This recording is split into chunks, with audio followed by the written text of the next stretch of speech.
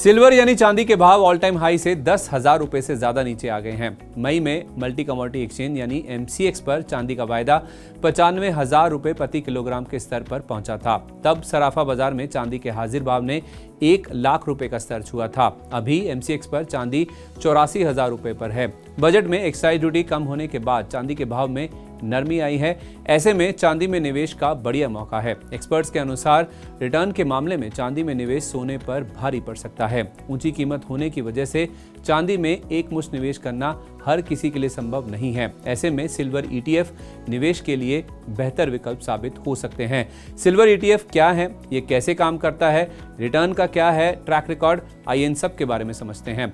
Silver ETF एक तरह का एक्सचेंज ट्रेडेड फंड है जो किसी शेयर की तरह BSE और NSE पर ट्रेड होते हैं।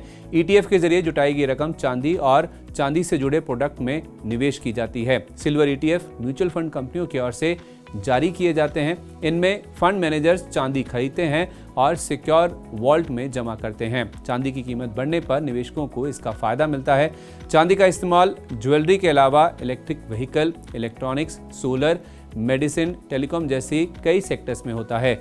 इनसे जुड़े उद्योगों में चांदी की बड़े पैमाने पर खपत होती है। केडिया एडवाइजरी के डायरेक्टर अजय केडिया कहते हैं कि पिछले दिनों चीन सहित कई देशों की इकोनॉमी में सुस्ती देखी गई है। इससे चांदी की इंडस्ट्रियल डिमांड घटी है। साथ ही बजट में एक्साइज ड्यूटी में 6% की कटौती की गई है। इससे चांदी के भाव में गिरावट आई है। गोल्ड सिल्वर रेशो के हिसाब से चांदी के भाव अभी सस्ते नजर आ रहे हैं। यूएस के सेंट्रल बैंक ने रेट कट के संकेत दिए हैं। इससे चांदी की इंडस्ट्रियल डिमांड बढ़ेगी। ऐसे में मार्च 2025 तक चांदी के भाव 1,10,000 रुपए प्रति किलोग्राम पर देखे जा सकते हैं। आने वाले दिनों में सोने की तुलना में चांदी बेहतर रिटर्न दे सकती है। अब देखते हैं बाजार में कौन कौन से सिल्वर ETF हैं और उनका रिटर्न कैसा रहा है। Nippon India silver ETF, ICICI Prudential silver ETF, Kotak silver ETF, HDFC silver ETF, UTI silver ETF, Axis silver ETF, Mirae asset silver ETF प्रमुख स्कीम्स हैं। वैल्यू रिसर्च के 31 जुलाई 2024 के डेटा के अनुसार निपॉन इंडिया सिल्वर ETF ने पिछले 1 साल में 9.5%, 2 साल में 17.25% का रिटर्न दिया है, जबकि ICICI प्रूडेंशियल सिल्वर ETF का ये रिटर्न क्रमशः करीब 10% और 18% रहा है। चांदी में हाल के दिनों में गिरावट से सिल्वर ETF के रिटर्न कम हो गए हैं। सिल्वर ETF बुलियन मार्केट में चांदी के हाजिर भाव को ट्रैक करते हैं। सिल्वर ETF में निवेश करने पर आपको यूनिट्स मिलती हैं। 1 यूनिट 1 ग्राम के बराबर होती है। जब आप चांदी में निवेश करते हैं तो उसकी NAV मिलती है। एक्सचेंज में ट्रेड के दौरान NAV की कीमत घटती बढ़ती रहती है। सिल्वर ETF म्यूचुअल फंड कंपनियां जारी करती हैं जिन्हें सेबी रेगुलेट करता है। खास बात यह है कि सिल्वर ETF में निवेश की लागत काफी कम होती है। अब सवाल यह है कि सिल्वर ETF में निवेश कैसे करें।